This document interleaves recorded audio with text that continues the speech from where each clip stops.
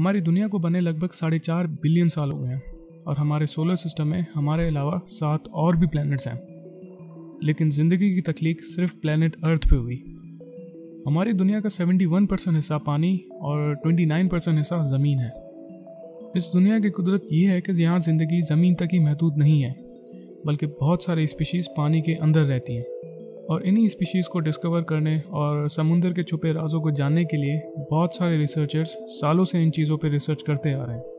1872 से 1976 के दरमियान एक HMS चैलेंजर नाम का शिप पैसिफिक ओशन की गहराई नाप रही थी। और गहराई नापने का उनका तरीका ये था कि वो रस्सी पे वेट लगा के उसे पानी में डालते थे और उस रस्सी को नाप के गहराई का पता लगाते थे। तो अपनी रूटीन रिसर्च पर्पस के लिए वो शिप जब पैसिफिक ओशन के वेस्टर्न हिस्से में पहुंची और जब उन्होंने 1 किलोमीटर की रस्सी पानी में डाली तो पानी के सतह पे गिरने के बजाय वो रस्सी डूबती ही जा रही थी। शिप में मौजूद टीम को यह देखकर बहुत हैरानी हुई और इस मसले को हल करने के लिए उन लोगों ने उसी रस्सी में 1 किलोमीटर की और रस्सी को बांध दिया, लेकिन अभी भी वो रस्सी डूबती ही जा रही थी। ये देखकर शिप की टीम ने फैसला किया कि जब तक वो रस्सी सतह तक नहीं पहुंचती तब तक वो लोग रस्सियां ऐड करते जाएंगे और अपने मकसद तक पहुंचने के लिए वो रस्सियों को बढ़ाते गए और आखिर एक पॉइंट ऐसा आ ही गया कि रस्सी पे बंधा वो वेट ज़मीन से टकरा ही गया। और आपको ये जान के शायद हैरानी हो कि सतह तक पहुंचने के लिए उन लोगों को 11 रस्सियां ऐड करनी पड़ी, जिसका मतलब है कि वो समुंदर 11 किलोमीटर बड़ा था, यानी कि 36,000 फुट। समुंदर का ये हिस्सा इतना गहरा था कि दुनिया का सबसे बड़ा पहाड़ माउंट एवरेस्ट को भी अगर इसके अंदर डालें तो 1 से 2 किलोमीटर और भी जगह बच जाएगी। पैसिफिक ओशन के इस समुद्री हिस्से को मैरियाना ट्रेंच का नाम दिया गया और इसकी जो सतह है वो सी शेप बनी हुई है, जिसको चैलेंजर एबिस का नाम दिया गया है। जनवरी 23, 1960 मैरियाना ट्रेंच की डिस्कवरी के 88 साल बाद एक अमेरिकन इंजीनियर जैकिस पिकार्ड ने मैरियाना ट्रेंच की सतह पे जाने का फैसला किया और इस सफ़र में उसका साथ एक American navy lieutenant Don Walsh ने दिया। लेकिन यहाँ सवाल ये पैदा होता है कि वो लोग सतह तक पहुँचेंगे कैसे, क्योंकि वहाँ का एटमॉस्फेरिक प्रेशर हमारी ज़मीन से 1072 गुना ज़्यादा है। तो इस मसले को हल करने के लिए जैकिस ने अपने फादर की 50s में बनाई हुई बैथिस्केप, जिसका नाम ट्राइस था, उसमें सफ़र करने का फैसला किया।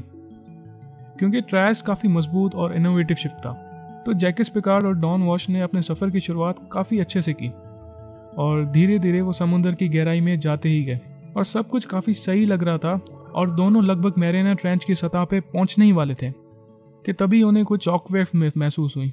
और ये तब हुआ था जब वो समुंदर में 32,000 फीट नीचे थे, यानी सतह से थोड़ा ही ऊपर। झटकों के साथ साथ उन्हें कुछ टूटने की भी आवाज़ सुनाई दे रही थी। उसी वक्त डॉन वॉश की नज़र शिप के दरवाजे पे पड़ी और उनके शिप का जो ग्लास डोर था उस पे क्रैक्स आ रहे थे। तो अपनी जान बचाने के लिए उन दोनों ने वहाँ से जाने का फैसला किया और इस रीज़न की वजह से सतह पे जाने का उनका ये मिशन कामयाब ना हो सका। लेकिन मैरियाना ट्रेंच की रिसर्च का सिलसिला यहीं पर ही ख़त्म नहीं हुआ था। 2012 में जेम्स कैमरॉन, जिसने टाइटैनिक मूवी डायरेक्ट की थी, मैरियाना ट्रेंच में जाने का फैसला किया।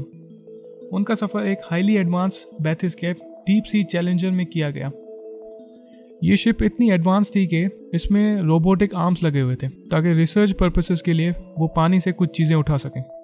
पर अनफॉर्चुनेटली इस बार भी वैसे ही हुआ जैसे 1960 में जैकिस पिकार्ड और डॉन वॉल्श के साथ हुआ। समुद्र के निचले हिस्से में एटमॉस्फेरिक प्रेशर इतना था कि उनके शिप की रोबोटिक आर्म्स वहीं टूट गई, जिसकी वजह से उनका ये रिसर्च मिशन भी फेल हो गया। पर इन सब के दौरान जेम्स कैमरॉन ने वहाँ पर एक 10 सेंटीमीटर बड़ा जायंट एमोबा देखा और इस जायंट एमोबा की खास बात ये थी कि ये सिर्फ एक सेल का बना हुआ था और इसको साइंटिस्ट ने जेनोफाइफोर्स का नाम दिया। अगर मैरियाना ट्रेंच की डिस्कवरीज पर बात करें तो 1996 में एक जापानीज सबमर्सिबल शिप जिसका नाम काइको था, उसे समुद्र की गहराई में भेजा गया और ये सबमर्सिबल अनमैन्ड था, यानी इसको चलाने के लिए किसी इंसान की ज़रूरत नहीं थी और इसे ऑफिस में बैठकर भी ऑपरेट किया जा सकता था। और काइको वो पहला सबमर्सिबल था जो कि मैरियाना ट्रेंच की सतह पे पहुंचा और वहाँ से उसने काफ़ी बैक्टीरियल स्पीशीज़ अपने साथ ली और उन स्पीशीज़ पे जब रिसर्च की गई तो ये मालूम हुआ कि इनमें से कुछ बैक्टीरियल स्पीशीज़ बैरोफिलिक थी, यानी वो सिर्फ हाई एटमॉस्फेरिक प्रेशर में ही जिंदा रह सकती थी। जब उनमें ज़मीन पे लाया गया तो वो वहीं पर ही मर चुके थे।